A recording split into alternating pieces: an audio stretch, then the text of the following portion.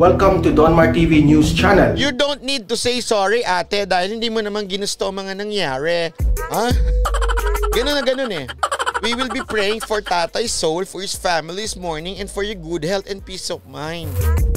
Ha? So ate, there's nothing wrong what you did. You don't need to say sorry. So yan ang sabi ni Liza Soberano. Okay? Sabay, ngayong araw na ito, dahil siya ho'y nabash ng todo, kasi isipin mo, meron nang nasawi, abay hindi pa pwedeng sabihing sorry. Ayaw pang pagsurihin si Angel Locsin. So biglang, abay si Liza biglang binawi. Kasi nabash siya eh. Siguro nahimasmasan siya. Sabi siguro niya, magpapasikat ako, tapos kesa na sumikat ako, lalo lang ako, nabash tuloy ako. Bihirang buhay ere. Ano kaya ang damage control nito? Biglang bawi si Liza. O ayan na, sabi niya. Di pala Liza pala. Many people misunderstood my comment. I mean, don't say sorry to the people demanding a sorry from her. That we have nothing to do with the situation. Of course, it's only right and natural for Ate Angel to be sorry about life that was lost.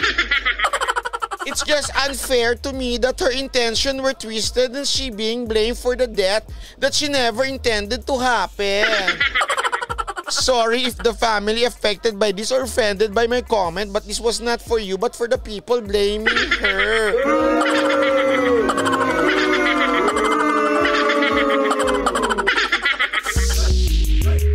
So, pati tuloy siya nag-sorry na.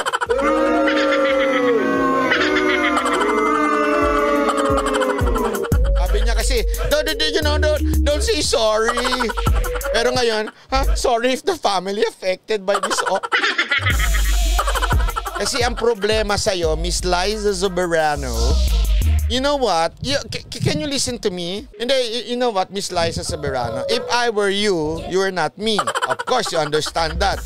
If I were you, you should think twice before you say something, okay? Always remember we were given 2 ears, one in the left, one in the right. Others have a third and fourth, but we have only 2 ears for some of us, most of us. So it means we listen to people, okay? At the same time, we have left and right brain, as they say. So we must think twice, okay? At the same time, we have 2 eyes. So we must research twice. And we only have 1 mouth. It only means you talk less. So when you comment before you tweet, you think first, left and right. You listen to advices, left and right. And you research in your eyes, left and right. Then that's the time for you to tweet whatever you want to tweet. In other words, use your coconut. You ask people what's coconut. You use your head. The problem with you celebrities in the house, you only listen or you only watch ABS-CBN fake news. Since ABS-CBN is so bitter because, you know, the House of Representatives denied their franchise, which is, you know, they blame it to the president. They are so bitter. So everything that they're reporting are biased. Like Rappler, right? Inquirer, ABS-CBN is likewise. So please, if you wanna know the truth, talk to me. Ang landi mo. So, Miss Liza Soberano, you have a big problem. Sometimes talaga, you are out of nowhere. Your opinion is out of this world. Honestly, you are trying to be... Ito sa tingin ko lang sa totoo lang. Ito na nga, nagtatagalog na. Sa tingin ko to si Miss Liza Soberano, yung gusto niya maging parang Angelina Jolie ang datingan. yung concern, ganyan-ganyan, yung may yung pa-UN, nagpapapansin siya na para masabi siyang, I know with the social, ang layo ng kakainin mo kay Angelina Jolie. Yan si Angelina Jolie. Simple Life, salamat po. Si Angelina Jolie, nagpupunta sa mga mahihirap siya noon. Alam niya yung mga pinagsasabi niya kasi nagpupunta siya sa mga mahihirap. Ikaw, tinan niya ka lang sa bahay mo, nagdodot-dot ka ng laptop mo, kaya ng cellphone mo, te. In English, te, is you, Angelina Jolie, go around the people and you just stay there and you make dot-dot to your cellphone and your laptop. So, in reality, te, it's so far away. So it's better for you to keep quiet. Or in other words, shut up na lang, hate. If you want to learn more, just tell me, Iha. I'll teach you. I'll exclusive you. Ang landi mo. Anyway, you're no longer a minor, I think.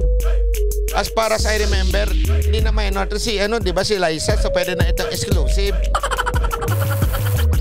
And don't worry, te, I'm single. I'm single, so nobody will hurt. I'm single and you're single.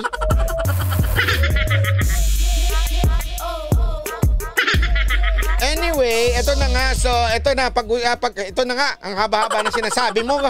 Ito naman ang sinabi ni Kapitan, ha. Panoorin natin si Kapitan, ha. Gustong-gusto ko yung mga sinasabi ni Kapitan pero may sablay din.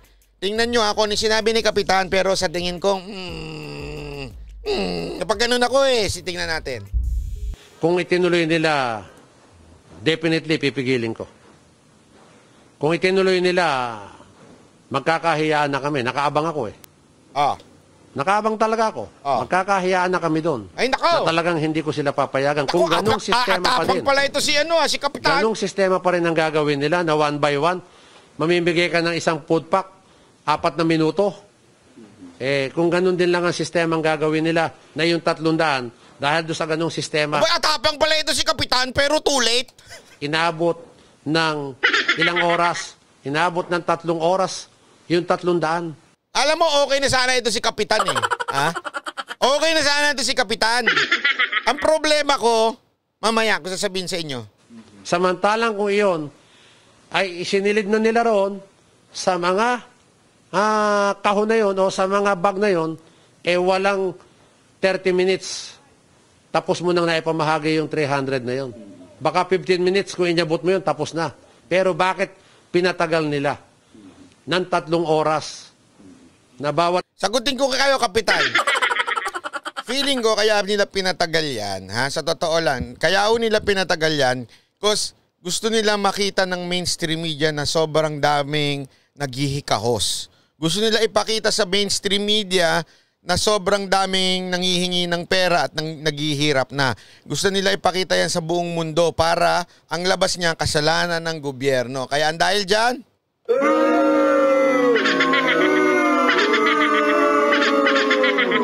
yan ang dahil sa inyo. Ha? Isang tao inaabot ng 4-5 minuto.